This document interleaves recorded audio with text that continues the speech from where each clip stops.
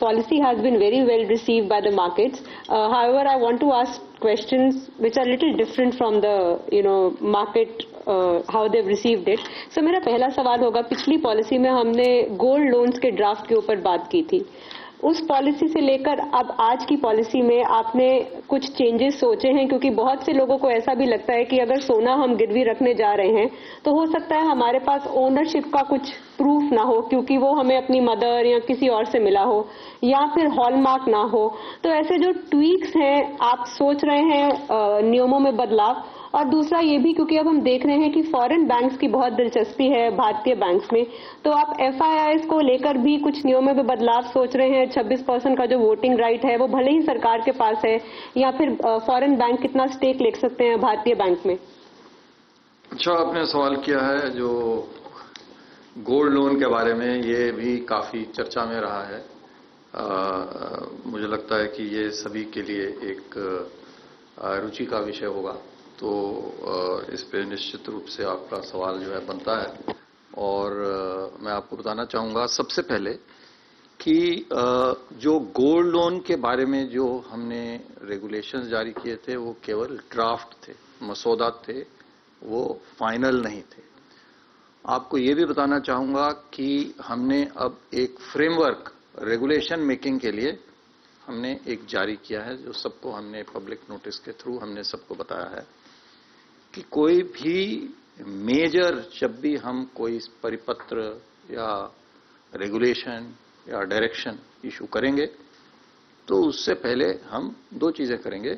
एक चीज हम कंसल्टेशन करेंगे, दूसरा हम उसका क्या इम्पैक्ट है उसका हम स्टडी करेंगे. तो उसी को ध्यान में रखते हुए ये भी हमने मसौदा गोल्ड लोन के बारे में हमने जारी किया. दूसरी चीज बताना चाहूंगा कि ये जो हमने जारी किया है इसमें कोई नयापन नहीं था, इसमें कोई नई चीज नहीं थी, ये केवल कोई नई बात नहीं थी. पुराने जो हमारे परिपत्र थे, पुराने जो रेगुलेशंस थे, उन्हीं को हमने कंसोलिडेट किया था, उनको कंसोलिडेट किया था और उनको रिआइटरेट किया था. क्योंकि ऐसा देखा जा रहा था कि कुछ जो हमारे रेगुलेटेड एंटिटीज हैं उनको वो अक्षरतः पालना नहीं कर रहे थे, क्योंकि उसमें क्लैरिटी नहीं थी और इसके बारे में उनको बताया गया था.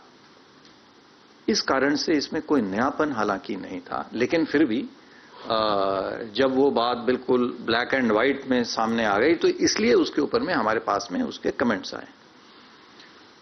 तो मेरे ख्याल से आज ही हम जो है उसका फाइनल जो रेगुलेशन है, फाइनल डायरेक्शन है, आज नहीं तो एट द मोस्ट मंडे, सोमवार तक हम उसको जारी कर देंगे. आपने जो बात कही ओनरशिप के डॉक्यूमेंट्स के बारे में, वो जो हमने ड्राफ्ट जो इशू किया था उसमें भी ये बिल्कुल क्लियर लिखा हुआ है कि अगर आपके पास में उसके इनवॉइस नहीं है तो आप उसका एक सेल्फ डिक्लेरेशन आप दे सकते हैं. तो उसमें कोई चिंता की बात नहीं थी, उसको और हम उसमें और क्लैरिटी हम प्रोवाइड करेंगे. दूसरा ये एक बात आई कि क्रेडिट अप्रेजल, अब छोटे छोटे लोन के लिए क्रेडिट अप्रेजल नहीं किया जाए, तो वो भी हम इसमें डाल रहे हैं कि छोटे जो लोन्स हैं 2.5 लाख रुपए तक के जो लोन्स हैं उसमें गोल्ड से जो जिसमें कोलेटरल आ जाता है उसमें क्रेडिट अप्रेजल की आवश्यकता नहीं है. तीसरा एक एंड यूज के ऊपर में बात आई थी कि एंड यूज की मॉनिटरिंग करनी है. उसमें भी हमने ये स्पष्ट किया है कि एंड यूज की मॉनिटरिंग तभी आवश्यक होगी जब आप उसका प्रायोरिटी सेक्टर लेंडिंग में उसका लाभ आप लेना चाहते हैं. चौथा और पांचवा जो कि महत्वपूर्ण प्रश्न एलटीवी के संदर्भ में है, वो हमने कहा है कि एलटीवी केवल जो कंजम्पशन लोन्स हैं उसमें ही, कंजम्पशन लोन्स में ही एलटीवी का सिद्धांत लागू रहेगा. बाकी में आप क्रेडिट अप्रेजल करेंगे, उसकी और अन्य इनकम्स हैं और सिक्योरिटीज हैं, उसके हिसाब से अगर एलटीवी रेशियो से ज्यादा भी देते हैं तो वो रीपेमेंट कैपेसिटी के बेसिस के ऊपर में उसका आकलन करके वो दिया जा सकता है. और पांचवा और महत्वपूर्ण जो प्रश्न एलटीवी से ही संबंधित है कि वो 75% हमने उसमें अभी आज के दिन में हमने ड्राफ्ट डाला था, उस 75% को हम छोटे लोन्स के लिए 85% तक करने का हमारा प्रस्ताव है।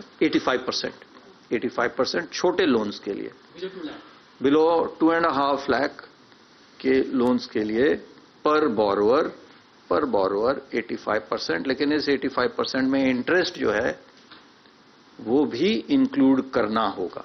तो पहले वो केवल हमारा 75% था और प्रिंसिपल एंड इंटरेस्ट का ही था, जो कि कुछ कंपनियां, पब्लिक सेक्टर बैंक्स जो हैं, अधिकतर सभी पब्लिक सेक्टर बैंक्स 75% पे ही दे रहे थे, इंक्लूडिंग इंटरेस्ट प्रिंसिपल। इसलिए वो प्रिंसिपल जो है केवल 65, 66, 67% तक ही दे रहे थे।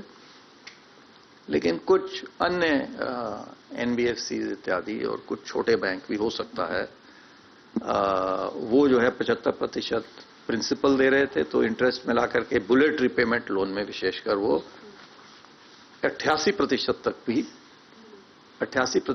भी चला जाता है। क्योंकि अगर 18% का लोन है तो आप रिवर्स कैलकुलेट करोगे तो वो 88% तक चला जाता है। तो छोटे लोन 2.5 लाख रुपए तक के लोन के लिए including interest 2.5 lakh principal plus interest.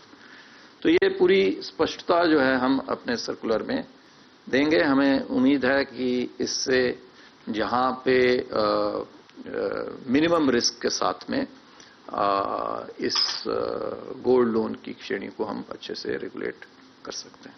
दूसरा आपका प्रश्न है कि क्या हम एफआईआईज वगैरह के लिए हम कुछ लिमिट्स वगैरह, फॉरेन बैंक्स वगैरह के लिए लिमिट्स वगैरह कुछ बढ़ा रहे हैं। तो देखिए, ऑलरेडी लिमिट्स तो 74% की लिमिट है, ऑलरेडी 49% की लिमिट है on automatic approval route, and another 25% तो up to 74% government approval route में जा सकते हैं। तो उसमें तो कोई बदलाव की आज के दिन में कोई ऐसी कोई बात नहीं है, उसमें कोई चेंजेस मुझे नहीं मालूम ये प्रश्न कहाँ से आ रहा है कि उसको हम चेंज कर रहे हैं। एक दूसरा उससे जुड़ा हुआ है, 15% हम अलाउ करते हैं नॉन रेजिडेंट्स के लिए, लेकिन केस टू केस बेसिस पे 15% से ऊपर भी वो जा सकता है। तो उसमें कोई ऐसा बदलाव अभी अतिशीघ्र कोई भी बदलाव उसमें नहीं हो रहा है। हाँ, हमने ये इस बात जरूर कही है कि हो सकता है उसका आप लोगों ने उसको आपने देखा हो, कहीं पे पढ़ा हो, कि हम ये पूरा जो ओनरशिप स्ट्रक्चर है, जो एलिजिबिलिटी कंडीशंस हैं, जिसके अंदर में एफएफआई नॉन रेजिडेंट्स के लिए आज के दिन में 15% है, उस सबको हमको पूरे को एग्जामिन हम कर रहे हैं। वो इमीडिएटली नहीं होगा, उसमें समय लगेगा। ये जो है बहुत डीपर क्वेश्चंस हैं जिनको क्रिकेट की एनालॉजी में जो है 2020 मैच की तरह से नहीं देखना चाहिए।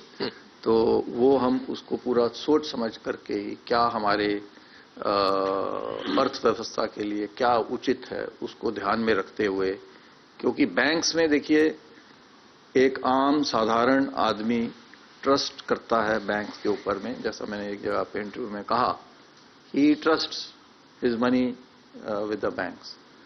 तो उस प्रकार का ट्रस्ट वर्दी आदमी, ओनर और मैनेजर बैंक में होना जरूरी है।